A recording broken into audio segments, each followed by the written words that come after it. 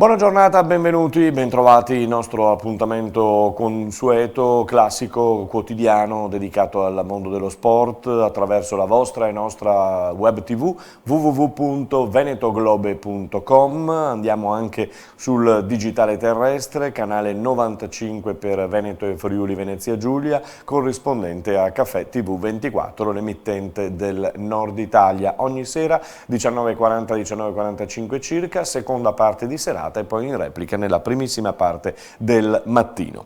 Andiamo a vedere le principali notizie per oggi. Cominciamo dalla Champions per quanto riguarda il calcio, perché ieri sera per le squadre italiane c'è stato il turno di Champions. L'Inter ha perduto in casa dal Barcellona 2, come l'hanno definita, perché mancava Messi e altri giocatori erano in panchina di grande valore, a segnare un 17enne che ha castigato appunto l'Inter di Conte. Lukaku ha fatto il suo dovere, ha segnato, ma poi si è divorato anche 3 gol. La rete della vittoria del Barca, vi dicevo, è di un 17enne. I nerazzurri retrocedono così in Europa League. Il Napoli vince 4-0 invece con il Genk, sempre in Champions, e si qualifica agli ottavi di finale, ma dovrà giocare senza il suo condottiero, ovvero senza Ancelotti, che è stato esonerato dal Napoli. Al suo posto Ringhio Gattuso, come viene chiamato e soprannominato, con Ancelotti che potrebbe in questo momento finire all'Arsenal. Stasera tocca alla Juventus che a Leverkusen giocherà contro il Bayer per continuare il suo cammino sempre da prima del girone. Ma c'è anche la Dea, l'Atalanta di Gasperini, che affronta lo Shakhtar e prova a vedere rosa nel suo futuro e nel suo cammino in Champions. I Leoni del Benetton, adesso siamo sul rugby, hanno perduto la prima gara della doppia sfida contro Lione per 28-0 al termine di una partita a senso unico per i francesi, che ora sono attesi sabato a Monigo alle ore 14. Sentiamo come ci si sta preparando a Treviso al Benetton e lo sentiamo dalle parole di uno dei tecnici, Ezio Galon. Avremmo voluto un altro risultato e penso anche voi. Ovviamente sì, non sono mai risultati positivi. Avevamo preparato la partita sapendo a cosa andavamo incontro, quindi Lione è ancora in testa al campionato francese, una squadra che ha dimostrato una solidità generale difensiva e anche nel game management importante, quindi un'ottima occupazione al piede. Ottime prime fasi, quindi touche, mischia, drive, un'ottima difesa. Si è riproposto di nuovo. Dal canto nostro ci eravamo preparati per affrontare questa cosa qui, evidentemente qualcosa è andato al verso storto. Eravamo coscienti del fatto che ci sarebbero state delle difficoltà visto l'ampio turnover, per noi necessario, quindi sicuramente ci aspettavamo dei limiti a livello anche del feeling tra i giocatori, perché è normale che sia così. Preparare una partita in 5 giorni non è mai semplice, quindi è di solito un lavoro che è di più lunga durata.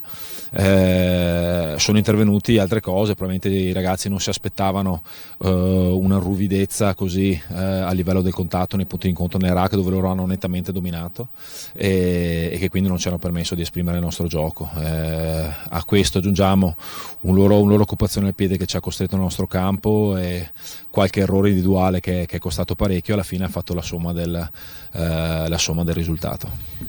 Stampa e tifosi parlano di un periodo di appagamento, di crisi, è così? No, non c'è nessuna crisi alla Benetton. È ovvio che dobbiamo gestire 2 campionati rispetto anche all'anno scorso di altissimo livello.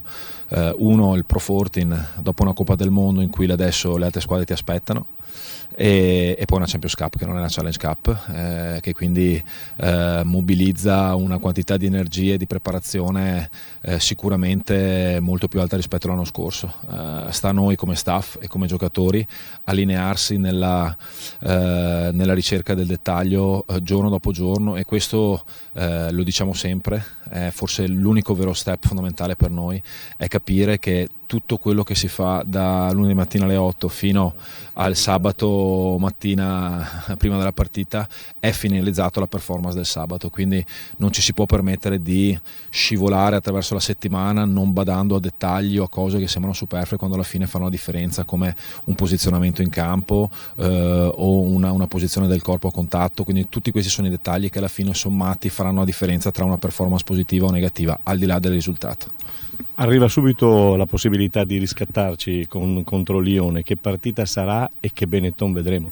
Ma noi lavoriamo sul nostro gioco che sicuramente non cambierà da quello che era il nostro piano per Lione, anche perché non l'abbiamo messo in gioco, quindi non siamo riusciti ad attaccare come volevamo, quindi il nostro piano non cambierà, lavoreremo sui dettagli e spero vivamente che i ragazzi abbiano voglia di dimostrare con questa opportunità che è stata una giornata no, e quindi far vedere qual è il vero valore di questa squadra.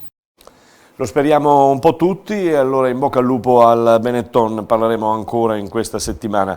Nel basket di Serie A Bologna, sempre in testa alla classifica, nonostante la prima sconfitta, ha riposato invece l'Umana Reyer Venezia, mentre la TVB De Longhi ha vinto in sorpasso al Palaverde contro Reggio Emilia 91-83 con, abbiamo sentito ieri, Max Menetti, l'ex di turno, oggi ai nostri microfoni Matteo Chillo con le immagini fornite dalla società.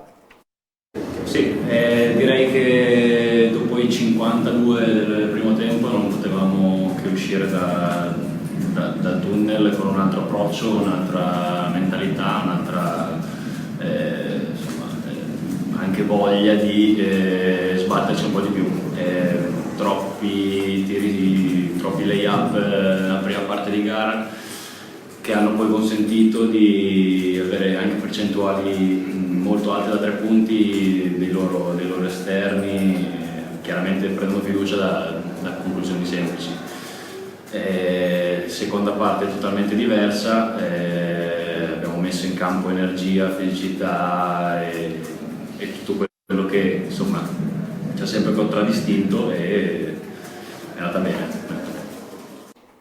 Questo Matteo Chillo, sempre per il basket. Adesso si parla di volley con ancora gli echi che non si spengono, giustamente per la splendida vittoria del campionato mondiale dell'Imoco Volley Conegliano, che oggi parte per l'Umbria, dove giocherà e ritorna a gettarsi testa e gambe nel campionato, con 4 o 5 giocatrici del vivaio sannonatese convocate per dare respiro naturalmente alle titolari che hanno avuto questo surplus di fatica e di lavoro in questi giorni, in queste settimane.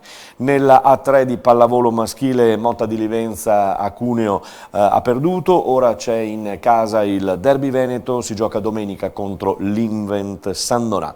Torno a parlare di calcio con la Serie A che vede l'Inter davanti a tutti, 38 punti, Juventus 36, Lazio 33, Milan in mezzo alla classifica a 20 punti in classifica. Scusate la ripetizione, si ritorna in campo a partire proprio dal weekend. Anche in Serie B in campo bene le venete e le friulane, con Benevento sempre capolista, ma le friulane, Pordenone in questo caso, che si è affiancato al Cittadella a 25 punti in classifica e va al secondo posto, il Chievo a 24, mentre il Venezia è un po' a rischio nei play-out. Venerdì, cioè dopodomani, anticipo tra Chievo e Juve Stabia. Serie C con il Lanerossi Vicenza di Patron Rosso che colleziona il 42esimo punto, 4 di vantaggio sul Carpi a 38, mentre il Padova, partito benissimo all'inizio del campionato, è al terzo posto con 36 punti. Andiamo a vedere quello che succede invece in Serie D con il Campodarsego di Andreucci a 38 punti in vetta, Cartigliano ad inseguire a 31, Legnago sorprendente al terzo posto a 30 punti. Il Montebelluna si trova in mezzo alla classifica con quota 21, mentre il Mestre è lì nelle zone alte della classifica dopo la vittoria buona contro la Luparense. E andiamo proprio a sentire il tecnico dei Lupi Cunico dopo la sconfitta. Secondo me questa partita qua la Luparense doveva essere la squadra che doveva vincere, okay? Perché comunque abbiamo creato moltissimo, il primo tempo abbiamo veramente creato tanto, potevamo andare tante volte su 2-0, poi è normale che non potevamo fare una partita sui ritmi che avevamo fatto nel primo tempo. È chiaro che se non chiudi la partita con tutte queste occasioni che abbiamo poi diventa dura, perché comunque di fronte c'è un Mestre. Poi il cambio di Fabiano è quello che ha determinato la vittoria del Mestre, perché il rigore che non c'è, poi è stato bravo a procurarselo, però non c'è, perché è evidente che non c'è, perché la palla si allunga e poi va alla ricerca lui, ma comunque il rigore c'è stato. E poi la rovesciata che porta al secondo gol, quindi diciamo che la partita la svolta l'ha data lui per il Mestre. Dispiace per i ragazzi perché gli ho fatto i complimenti, perché gli ho detto da tanto tempo di non guardare la classifica, però sono convinto che se giochiamo in questa maniera qua, con questa intensità, con queste prestazioni qua, partite ne perderemo poche. Quindi ho fatto i complimenti ai ragazzi e guardiamo già avanti. Ma il Campodassico ha dimostrato di essere solida, una squadra dove comunque fai fatica a giocarci contro, è una squadra dove ti impegna molto, davanti hanno veramente giocatori importanti che possono risolvere la partita in qualsiasi momento. L'Adriese è un'ossatura importante, una squadra che ha dato abbastanza continuità su quello che era la squadra dell'anno scorso, dove ha primeggiato per tutto l'anno. Però ci possono essere anche qualche inserimento, però diciamo che insomma, le due squadre che terranno davanti saranno queste. Poi c'è il Cartigliano che comunque naturalmente non dimentichiamoci che salino di sera, quindi qualche punto perderanno per strada. Però dai, il campionato è ancora lungo, io sono convinto che ce la possiamo giocare tutti e quindi guardiamo avanti. Questo Cunico, tecnico della Luparense, sconfitto dal Mestre domenica scorsa, però con buoni propositi appunto per quanto riguarda il prosieguo del campionato. Eccellenza, nel girone A il Giorgione comincia a zoppicare e patisce il distacco dal Sona. Nel girone B invece non molla il San Giorgio Sedico, che è lì in testa davanti a squadroni come il Porto Gruaro, secondo a 26 punti, poi il Porto Mansuè raggiunto al terzo posto a 22 punti dalla Liventina di Vecchiato. San Donà, la delusione forte arriva dal San Donà, 19 punti, poi in fondo alla classifica sono tutti trevigiani e attenzione perché l'Eclisse con il QDP vincendo per 2-0 prende 3 punti importantissimi, il Montello purtroppo rimane ultimo a 8 punti, penultimi sono il Real Martellago e l'Union QDP con l'Ia Piave a 13 e con Robeganese a 14 invece Eclisse e Union Pro, e sarà proprio lo scontro Eclisse e Union Pro al D'Agostin sabato pomeriggio alle 14:30 a Pieve di Soligo. Altro anticipo, ma non chiamiamolo anticipo, chiamiamolo match di ritorno della Coppa Italia, oggi con San Donà Porto Mansuè. Si parte dal 2-0 dell'andata per il San Donà, con un Porto Mansuè che sta vivendo un momento un po' particolare, sia in campionato sia in Coppa. Per la promozione gli occhi sono tutti puntati sul Treviso, ce la farà a raggiungere l'Opitergina a -6, nonostante la vittoria appunto del Treviso in casa domenica, proprio contro la formazione di Conte. Passiamo al basket per chiudere in Serie A2 femminile. Il Ponzano al Palacicogna attende l'Alpo che è al terzo posto in classifica, mentre la Rucker Sanve in condominio con Bernareggio e Padova si gioca il prossimo turno al Palasystem di San Vendemiano contro la San Giorgese che è quart'ultima in classifica. Oggi chiudiamo dandovi, eccolo qui, questa immagine, e cioè il karate olimpico che si terrà al Pala Invent di Jesolo. Ne parliamo perché oggi c'è stata la conferenza stampa di presentazione. Sindaco, ha parlato di evento sportivo, Jesolo, un altro grande evento sportivo con questa Youth League. Sì, da alcuni anni abbiamo visto che la promozione turistica si può fare anche con gli eventi sportivi e in questo caso grandissimi eventi sportivi.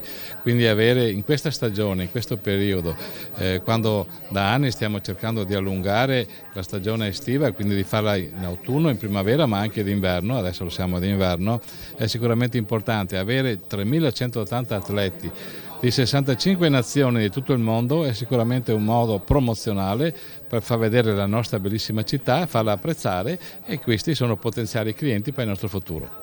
Quindi la sport, che è una forma ovviamente per tutelare, per collegare i nostri giovani per una vita sana, e anche turismo, perché siamo una città che vive di turismo e i 6 milioni di presenze annui sono una conferma che veniamo in qualche modo, siamo ben voluti e la gente viene volentieri da noi in vacanza. Immagino le abbia fatto enormemente piacere la lungimiranza di questo Pala Invent, perché le hanno fatto i complimenti tutti.